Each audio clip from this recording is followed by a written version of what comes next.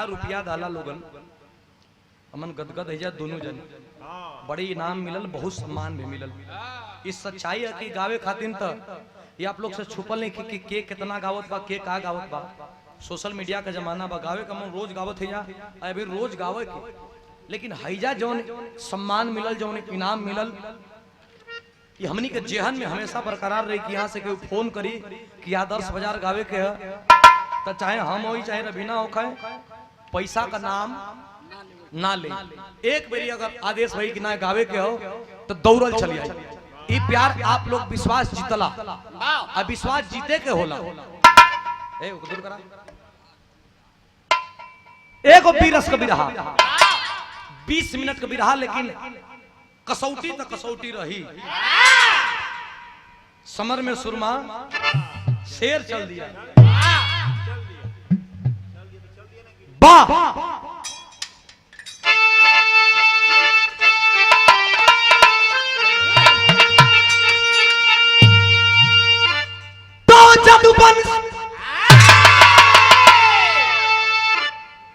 जदुवंश भूषण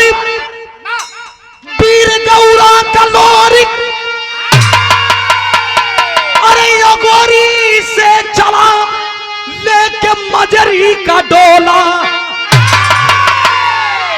अरे जंग में खंग बिजुलिया खचा खच चलेगी अरे लहू में रंगेंगे बबर पीर चोला हो ताकत अगर बाजुओं में तेरी अरे राजा मोला की दया के पंजा मिलाली अरे जदुवंश का हंस ललकारता अगोरी से मजरी का डोला उठा ले।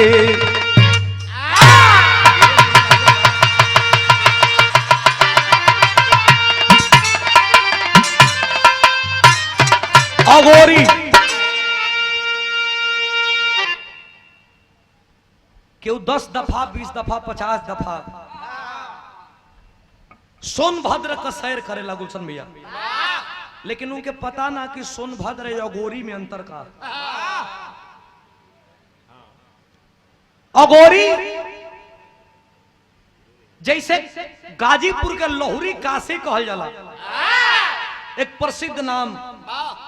के पूछ देवा कि लौरी काशी आदमी जानी कि बनारस के कथमन। सोनभद्र का राजा अगोरी किला का राजा जौना राजा का नाम मुलागित राजा अब वही मुलागित राजा इतनी बदमाश राजा कि केहू को बहन बेटी जवान होकर तो जबरी पकड़ के अपने संगे राख ले। भैया हो यही उत्तर प्रदेश बागी बलिया गढ़गौरा कर रहे वाला वीर लोरी के यहीर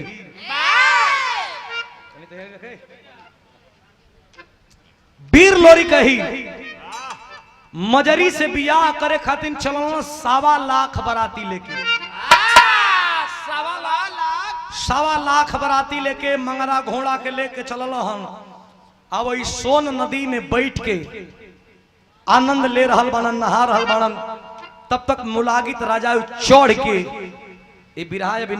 जब लोरी के और मुलागित का नजर से नजर मिलल हो अरे बाप रे बाप दोनों का नजर का अंदाज वीर तो दोनों हमन लेकिन वीरन का तासीर कैसे भइल मास्टर बाप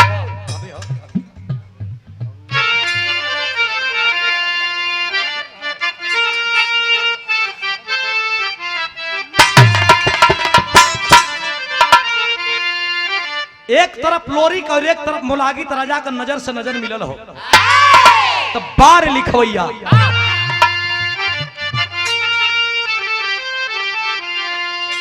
अरे की परवाह अरे की परवाह अरे नहीं मुझको जीने और मरने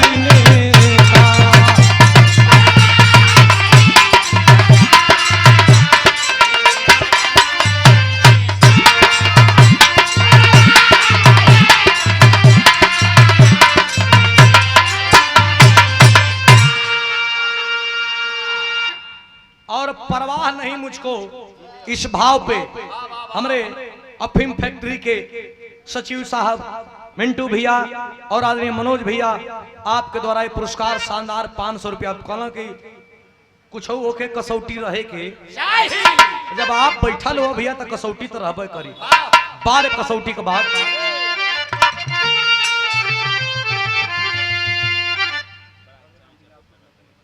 राम विलास भैया यहाँ बा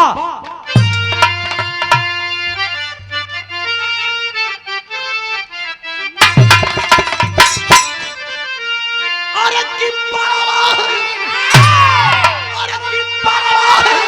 और नहीं मुझको जीने या मरने का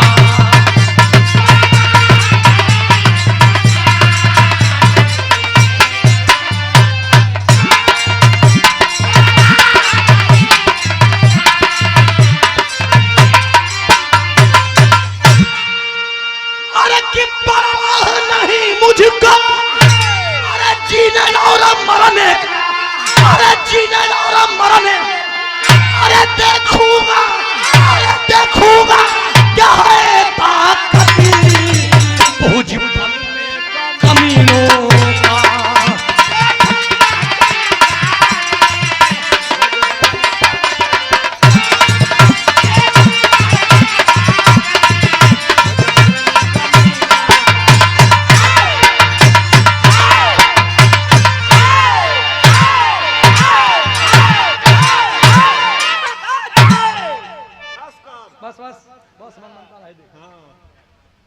परवाह नहीं मुझको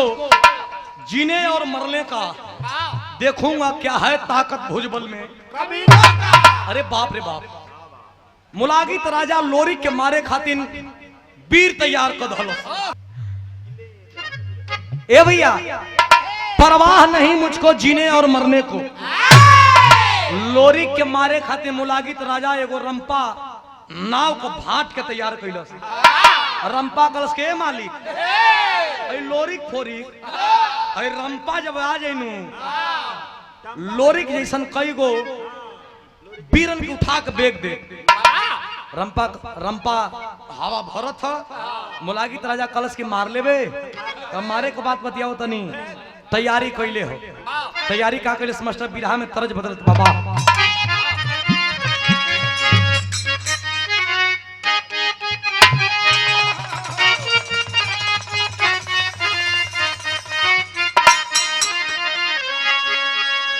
शायद ये गीत के रवीना रंजन भी गईली है ये गीत कब पुरान होखे वाला जस मजाई तस चमक आई वाह तीनों तीन रंग ना अच्छा तीनों तीन रंग वाह कौन तरह मास्टर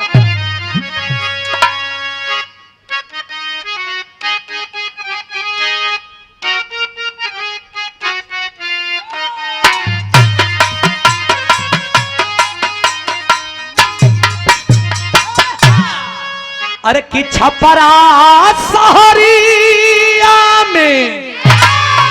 अरे कि बीके लाचा रखावा देवर मोरा जोगी भइले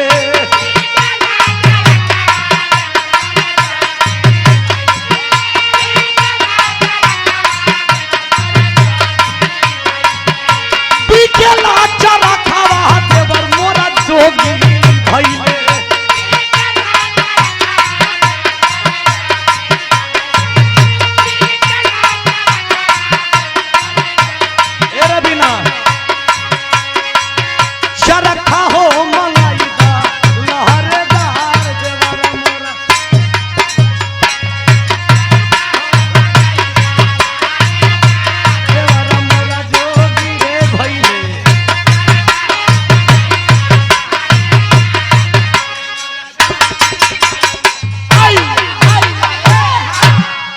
यासीर कहाँ हो बैल कहाँ लेकिन जब चलल बा जवान मन बना करके और रंपा भाट वही लोरी का गर्दन उड़ावे खातिर अरे तब बाहर कभी गजब का लिखला हम अरे की ठोकी ठोकी भूजा वहां पे अरे की रंपा भाटी काल राजा के राजा के सभानमा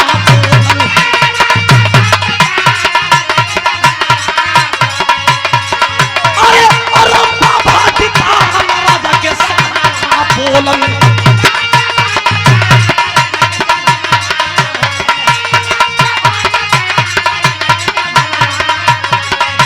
लोरिक के खींची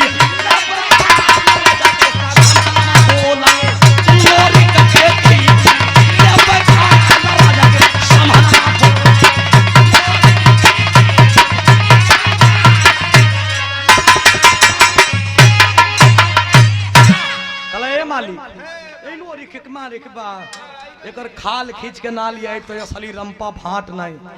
अरे बाप रे बाप तने के उठावा भैया चल बा जवान आज जब चलल हो तो कैसे चलल हो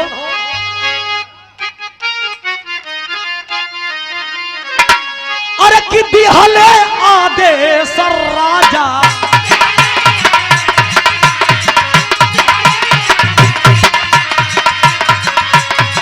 भाटावा कजाई में काजा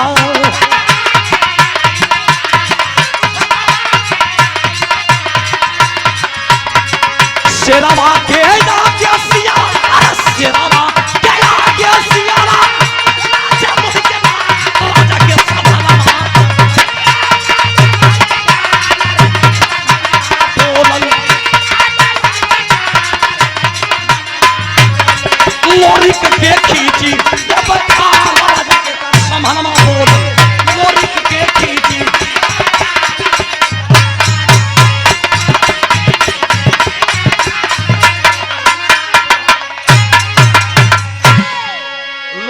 खींच लेबे खाल और राजा का सामने कलश के लोरिक फोरिक के हम काहे कुछ जानी ला। अच्छा तो रंपा भाट चलल बा लोरिक का गर्दन लियावे खातिर लोरिक देखला कहला भैया के हुआ तू और रंपा भाट कलश के हमके ना जनता हमारे नाम रंपा हो आ तुहार गर्दन लियावे खातिर चलल बने मंटू भैया कलश की गर्दन लियावे खातिर चलल बने राजा का बात मान के। अरे बाप रे बाप कहला भैया हमार गर्दन काहे लेबा हम तोहार कुछ चरैले उले ही कहा लोरी कहला हमार गर्दन काहे के लेबा न तोहार कबो को हमसे झगड़ा न तोहार न कुछ बिगड़ले न बनैले कलश के हमार राजा कहले बन तोहार गर्दन लियावे खातिर तो गर्दन लियाई जरूर। कहला हम छोड़ के अपने घरे चल जाई लड़ाई तब कलश तब चली जीब तो कोनो मतलब ना है। कहला मतलब ना है हम घरे चल जाई लड़ब उड़ब नहीं लेकिन सुना तोहरे पहाड़वा पर मोकैचा बड़ा होला काट होला मोकैचवा में या बड़का बड़का लम्बा लम्बा होला बड़ा सोच सोच होला कलाम गैया वैया रखले है एक आध बोझा मोकैचा का कांटा लिया देता तो हम चल जेती बा। रंपा सोचे लागल कि ये मर्दे अगर एक बोझा मोकैचा का कांटा पे मान जाता तो लड़ाई कैला बिना कोनो मतलब नहीं खे। अरे बाप रे बाप दोपहरिया भर रंपा मोकैचा का कांटा कटलस लिया के पटकलस ला भैया अला अपने घरे जा लेकिन लोरी कोई मोकैचा का कांटा के सरिया के अलगवा झारे जस झारो तस रंपा भटवा के ये भैया ई का करत हुआ का कुछ करत ना हई बड़ा दूरे जाए के ह सोनभद्र से बलिया जाए के ह त कपड़ा में गड़ी ना तो उसे सैयारत है आ जब सैयार रहना लोरी आ वही मोकैचा का कांटा से ओकर चुतरी पर मारना जब बैर नियन कांटा धंसल खींचना तो जब खींचले ले ले आई तो एकदम चाम सोहताई लुत्ती ले ले हम मास्टर आ लुत्ती ले ले चलल है कैसे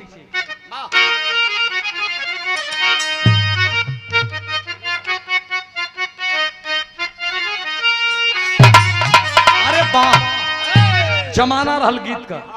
लेकिन जब रंपा भागल है तब अरे रंपा भागल लेके जन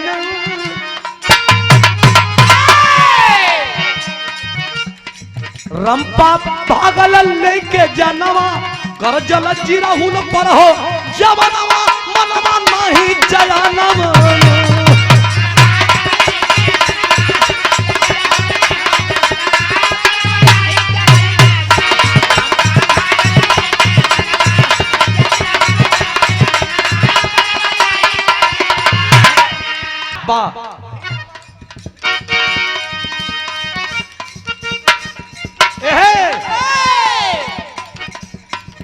अरे महाबली बलशाली है लोरी,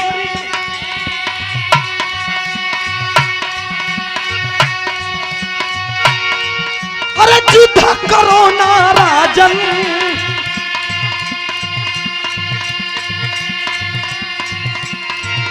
अरे कभी ना आएगी मजरी तेरे दुल्हन बन के आंगन। तब मिली है माटी में हो या रमनवा, मिली है माटी में हो या रमनवा, कैले बाटे बाल नहीं चयनवा ना।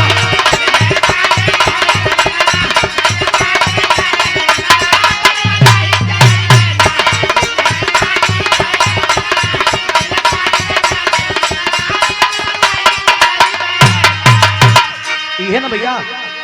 जो डीजे बजा था ना भैया, लोरी का गर्दन काटे खातिर गई लेकिन मुक्की खा के चली आई। और रंपा भाट का जब पराजित पत्र मिलल, समाचार मिलल, तो लोरकाइन खंड जे पढ़ले हुई करना हाथी के विषय में मुलागित राजा गुस्सिया के करना हाथी के बोलवैलस कि हे हाथी लोरी का गर्दन कुचली। अरे बाप रे बाप, जब लोरी का गर्दन कुचले खातिर जब चलल भी करना हाथी मार साहब, तो कैसे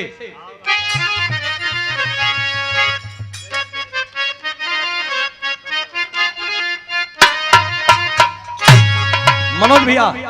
मिंटू भैया सुनिए, पुरन की है एकरा में रस बा। गुरुजी गाँव की अरे गजा भारत गजा भारत गुजरिया गजब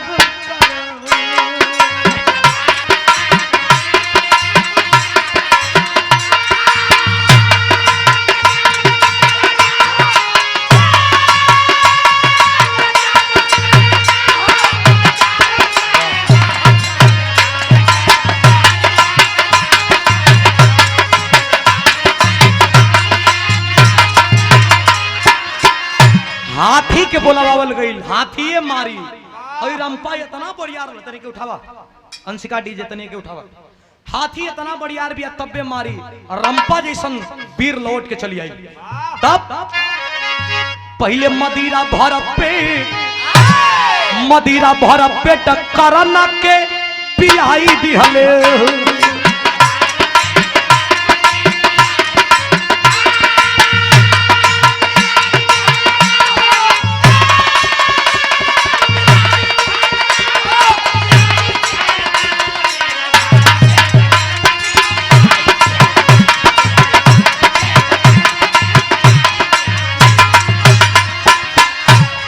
कहे कि लोरी के मार के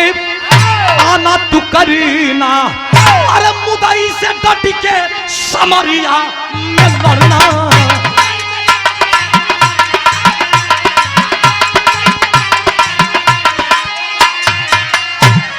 अरे किया मरो हो बतिया, अरे बता ही दिहले हो मदीना भर पेट करना के पियाई दिहले हो।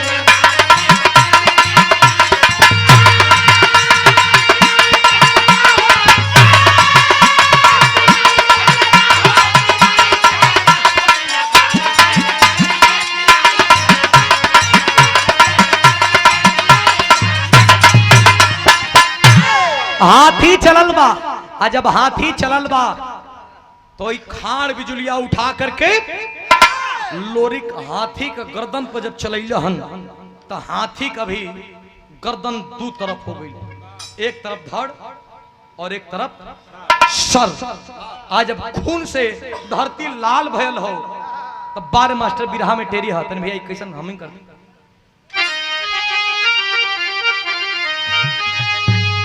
अरे लहू से धरती लाल हो गई, लहू से धरती लाल हो गई। अरे कैसे भूली जमाना हार गया था काल।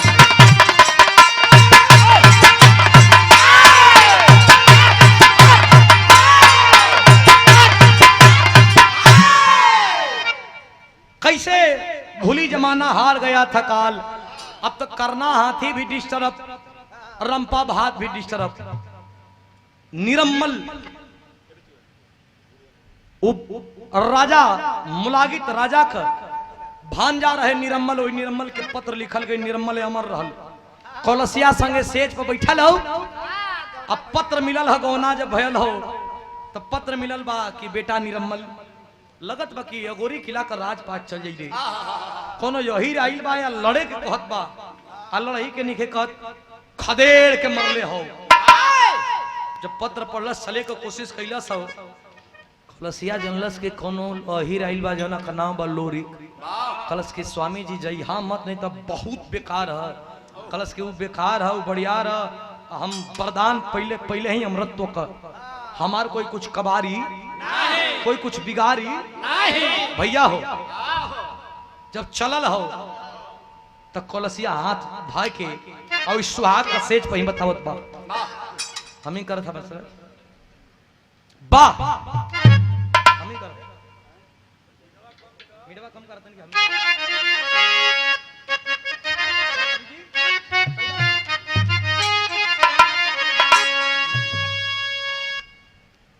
ई गीत के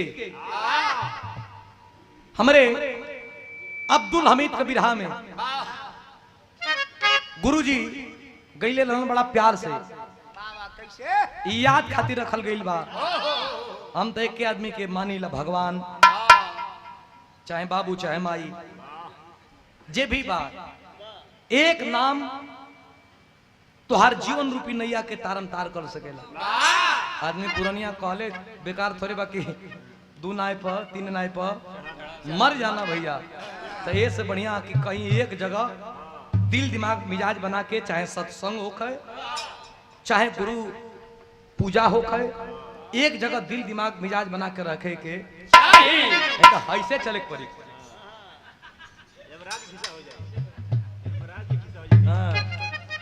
महाराज ने सिंगिया ढकेल दिया पूरा काजी मास्टर होता तो कुनकुना लेता कामर साहब। ये हमारे अब्दुल हमीद कबीरहा में बड़ा प्यार से गईले रहल का कवि जी बा बा उहे तरज का लाइन बा ना ना वो जे बा जहां रहला कहां जा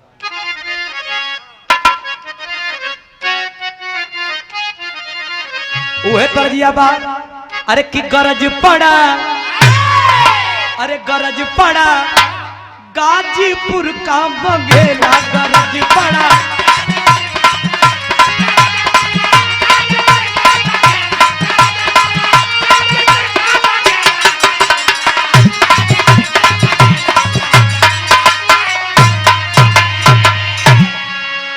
लेकिन लोरी कैसन हो कहले बा। अरे की गरज पड़ा अरे गाजीपुर का बघेला गरज पड़ा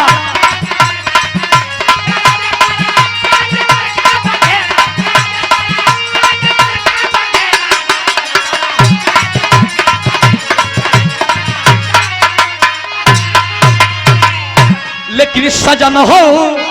बलम हो अरे जानीला बिरताई बलम हो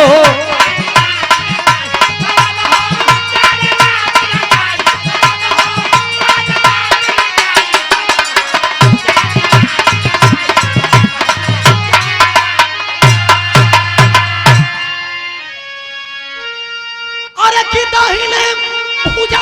दुर्गा विराजे दाहिने पूजा दुर्गा विराजे अरे बाएं बन शक्ति माई सजन हो जानीला बिरताई सजन हो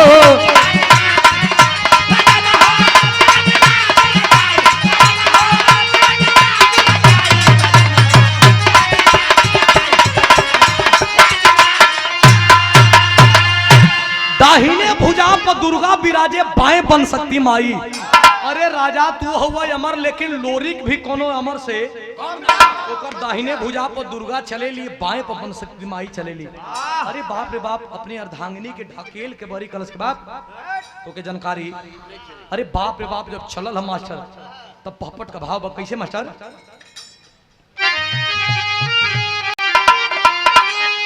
अरे चला शेर कोटि सर का वीर विकराला ज्वाला धधकलबा अरे कपार पर नाचे काल बड़ी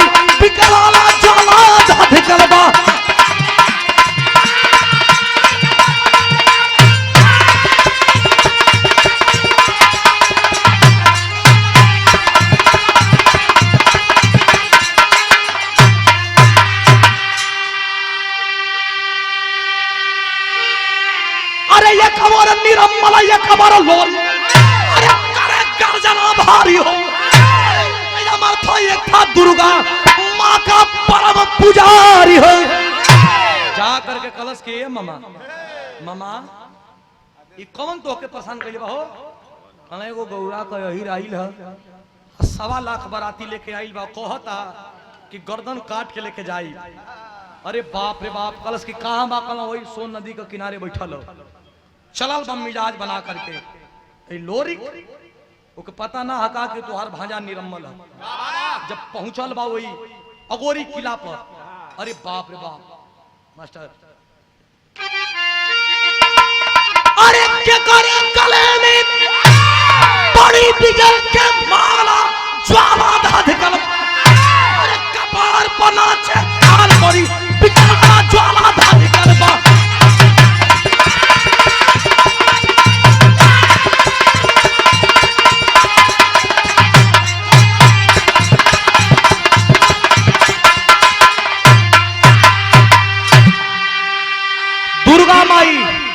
दुर्गा माई ऊपर रथ लेके चलल वाली के तो अमर हो एकर गर्दन लोरिक से ना कटाई ऊपर रथ चलत हो और निचवा लोरिक के और निरम्मल का खचा खस तेगा चलत हो जब तेगा चलत हो तब वहां का भाव कैसे मास्टर हमारो लगे हमारो वाह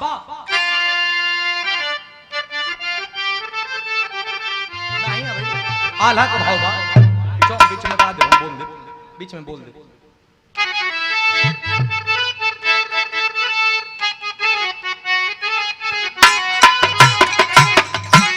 एक ओरी लोरी और एक ओरी अमरत्व का प्रदान निरम्मल और ऊपर दुर्गा माई अरे बाप रे बाप वहां का नजारा कैसा रहल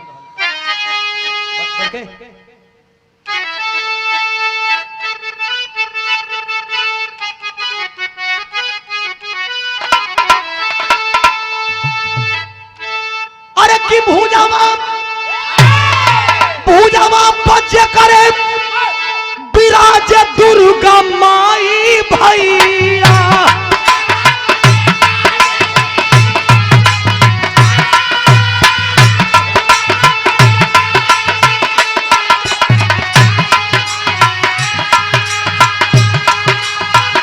खुनवा के पी के समरिया में खखा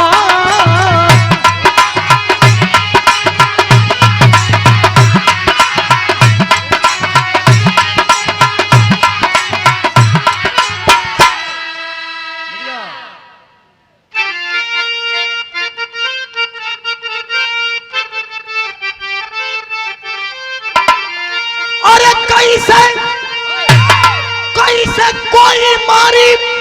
अरे कि वो के रहनवा में भैया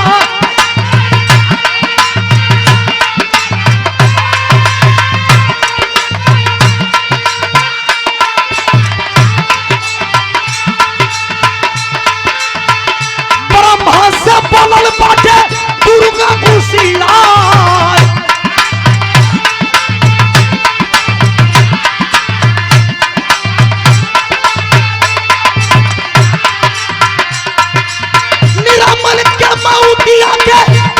यही घरिया भाई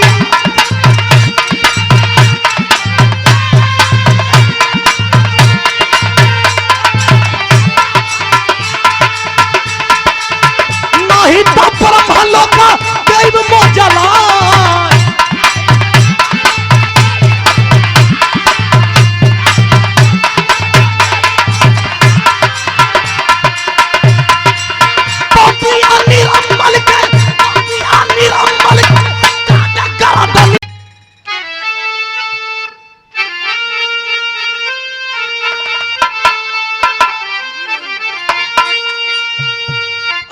स्वागत में खड़ी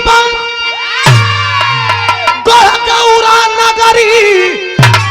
अरे दमके मजरी के सनूरावा मारा कुंडी पहाड़ी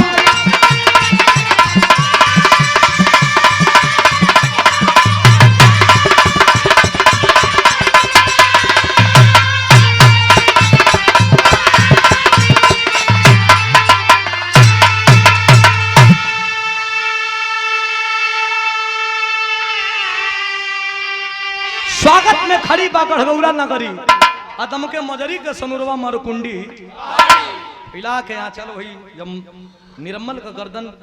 कटल हो तो ओकर मेहरारू कलसिया फैला के आंचल मजरी से मांगे लागल कि माई तू तो सुहागिने रह गेलू हम अभागिन हो गेलू हम कौना घाटे के लगब का कहे अरे फैलाई के आंचल मांगे दे मंगनवा आंचल इधर फैले ले हो कलस की तू तो जात हो अपने मरद संगे ना लेकिन हमके एगो वरदान दे दा का अरे क्यों होके जब माई अरे कि हमारे दूसरा जन्मा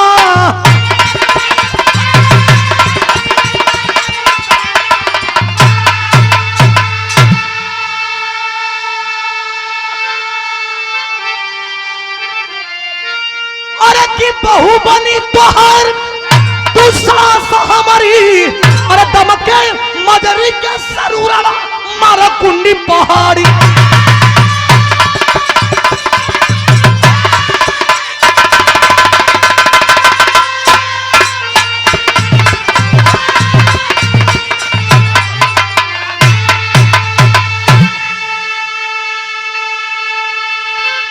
दमके मजरी का सनुरवा अब तो वहां दोनों तरफ का बारात सजल बा तो हमनी का यही के बिरादरी में ही होला कि अब तो बारात हो गई संपन्न लोरिक से मजरी बिया हो गई कलसिया नाम का औरत रहल कलश की वरदान दे दा कि अगला जन्म में तुहार पतोह बनी वरदान मिलल उहे जौन निर्मल मरल रहल अगला जन्म में मजरी को कोंख से अभोरिक बन के पैदा भइल तो वरदान हो गई तो खुशी मनत बा काजी जब खुशी मनत बा तो पहले नाच तमाशा ना रहल एगो रहल बिरहा एगो अहिर के बारात में लोर के ई दुइये गो रहबे कर ई दू गो रहे तो जब दू गो रहे तो अहिर के बारात में लोरकी बड़ा रवीना कचक के होके अरे बाप रे बाप लोरकी बिना बिरहा और लोरकी बिना अहिर के बारात अधूरी रहे देखा लोरकी जब कुलही बिरादरी के लोग गाँव है तो पहले सबसे पहले पगड़ी बांधी दिमाग सही रही दिमाग बनाई रही दिमाग सही रहे के चाहिए ना बड़ा लोग खड़ी है से ले ले अहिर का बारात में पहले पगड़ी बांध के ए भैया रतिया भर कुल्लूरखी गाँव बिहनवा 4 बजे 5 बजे भोरवा में कोनो जगह पेशाब करे तो 2 रुपया 4 रुपया दे के कहे कि गजब जमैले हुआ गजब पूरा बारात सुनत है भैया आओ तो रात भर जूता चप्पल और गुरवाओ कुल बारात तो सूते अहिर के बारात में लोरकी होत रहल गाँव में लोरकी कुल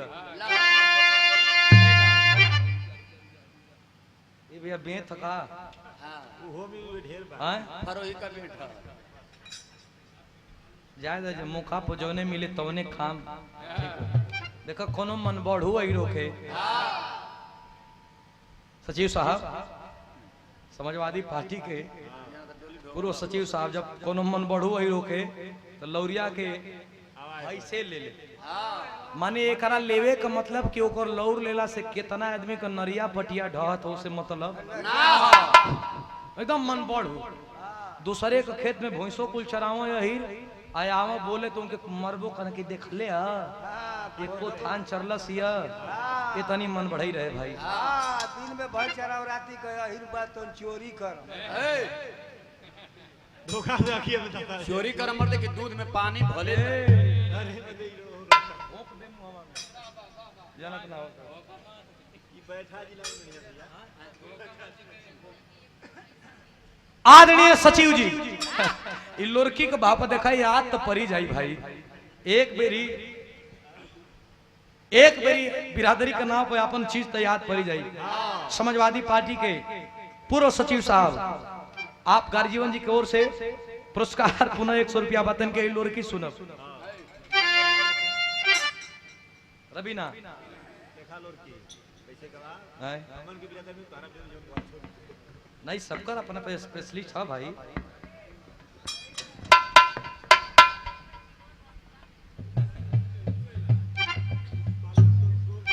सबसे पहले बोल शुक्रिया अदा कर। हाँ वाह कान में अंगुरी डालना मार साहब कान में अंगुरी डाल के आए यहाँ तो भोई साकत हो जाए ऐसा ही करना कुल कैसे करना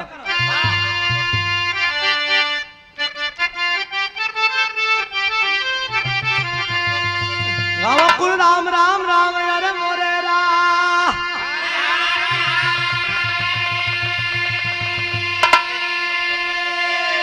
अरे किया हिरन के डहले पमाघ के बदरी अरे कि मुसवन के डहले बापी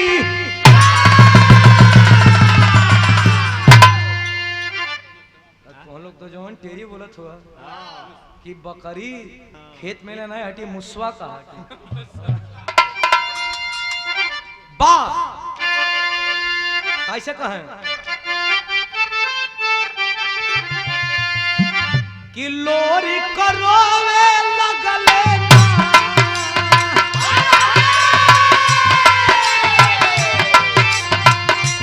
हई बाचनिया सुन के बारा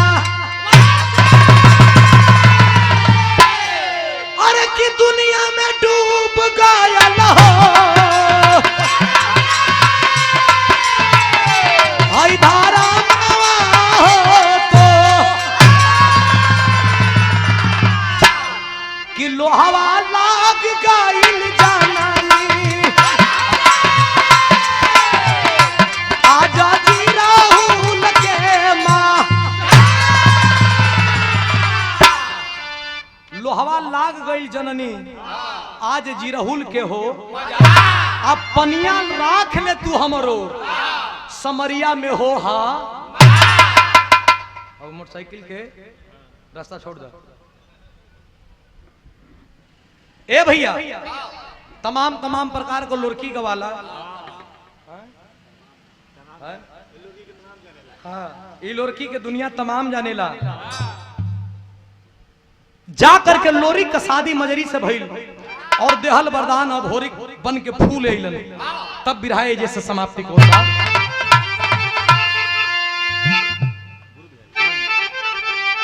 गुरु बिहारी गुरु गणेश गुरु रामन लाल गुणकारी स्वर्ग गए चंद्रिका कवि अरे बच्चन जी बने पुजारी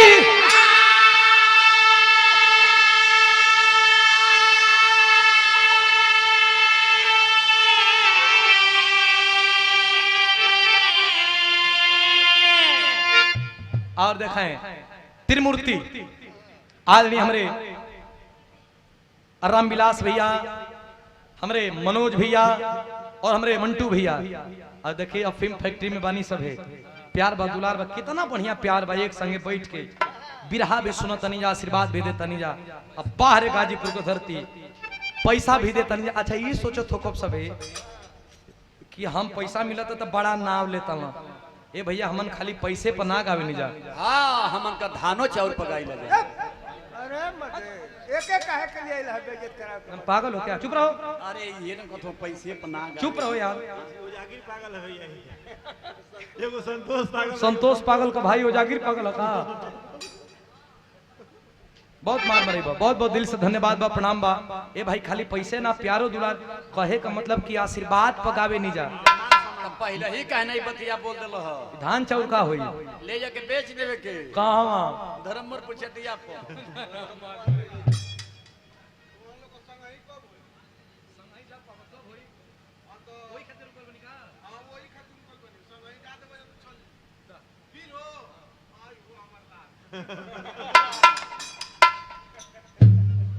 बड़ा बड़ा संग ही खाते रुकल बनी तो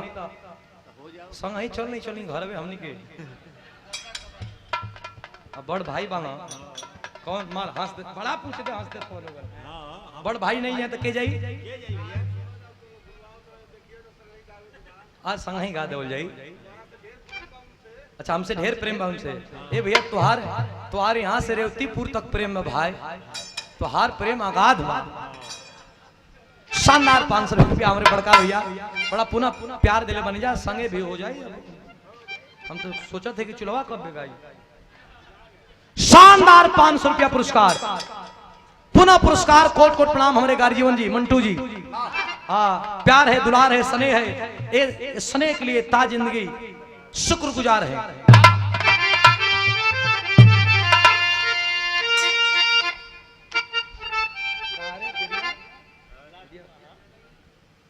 गुरु घराने का परिचय है। गुरु बिहारी, गुरु गणेश, गुरु रामत लाल गुरुकारी, स्वर्ग गए चंद्रिका कवि, अरे कि बच्चन जी बने पुजारी।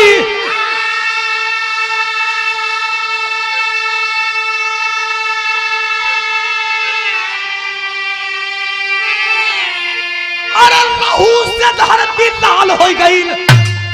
तो किशोरी सुधीर लाल बिरहा में ठोके ताल, लहू से धरती लाल हो गई।